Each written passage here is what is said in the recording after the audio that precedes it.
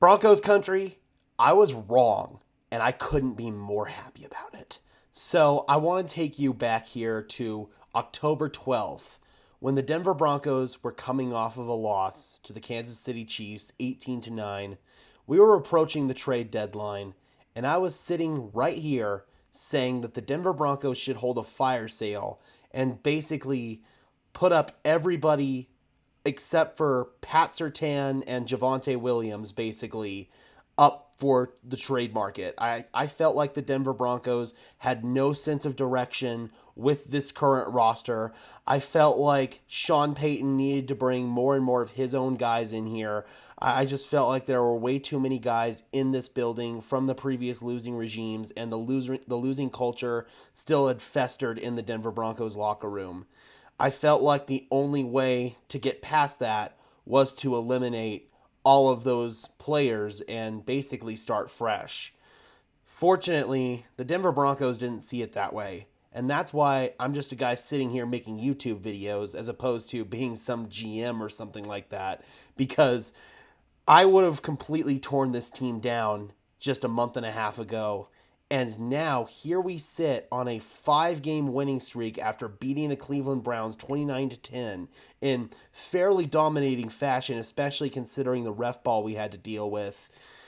I was wrong about the mental toughness of this group. I was wrong about the resilience of this group. And quite frankly, I was wrong about the leadership of Sean Payton because I didn't think Sean Payton was going to be able to take this group and get them to where they are now. And lo and behold, here we are, man. I cannot believe just the resilience that this team has.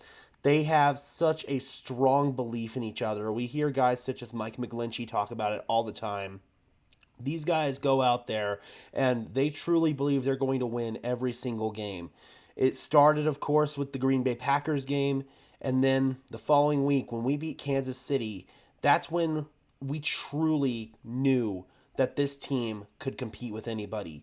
I felt like, sure, maybe the Denver Broncos caught the Kansas City Chiefs at the right time. You know, Mahomes was sick and their team just didn't overall play well. But no, man, the Denver Broncos just kept ripping off win after win after win against good teams, against the Buffalo Bills, who, granted, they haven't been what they have been in previous years, but they're still a really damn good team. They put up a hell of a fight today in Philadelphia. Obviously, last week against the Minnesota Vikings, that was an dogfight of a win, and it was one where the Broncos did shoot themselves in the foot a couple of times, but they were able to overcome it. Today, they had to overcome something else, and again, that was bad officiating, and they were able to do that. They were able to overcome several questionable calls that either stalled out drives for them on offense or extended Cleveland drives, especially on third down. It was very, very frustrating having to deal with that, but it didn't matter at the end of the day because Denver was able to overcome it. They were able to force turnovers. The turnovers have been such a key factor in the Broncos being able to win. When you win the turnover battle, you're going to win games, and for this team, the turnovers have come in massive bunches, 16-3 in this 5-game stretch. The Broncos have ran the ball with really, really just toughness and vigor up front. I mean, the Broncos have found an identity in the run game. Russell Wilson is playing absolutely phenomenal football right now. I mean, Russell Wilson, I'm somebody who was talking just a couple of weeks ago about the Broncos still trying to find an out from Russell Wilson's deal. Right now, he's making it more and more difficult for the Broncos to do that because he's playing some damn good football, both pre-snap at the line of scrimmage and then post-snap with his decision-making. Russell Wilson, I cannot say enough good things about Russ right now. He is playing phenomenal. This whole team, man, has completely proven me wrong. They have made some moves, obviously, from getting rid of Frank Clark and Randy Gregory, getting rid of Essane Bassey, bringing in Jaquan McMillan at nickel, playing more Nick Benito, Baron Browning up front when he got healthy, obviously, Jonathan Cooper. You know, they made all of those moves. And at the end of the day, man, and then PJ Locke, of course, I can't go without mentioning PJ Locke. Those moves all culminated in where we are today, especially on defense. And the Broncos offense, they were kind of struggling, especially at points when the defense was struggling to truly find their identity. They were putting up points, but they just didn't really truly feel like they had an identity. Now they've got an identity, and that is running the football and allowing Russell Wilson to basically do his thing and play Russell ball. And it's so good to see Russell playing Russell ball again, man. It's showing up in the numbers, it's showing up in the film, and again, the pre-snap stuff that Russell Wilson's doing, being able to change the play, get into the right look, get into the right run fit, that is something that we did not see from Russ last year.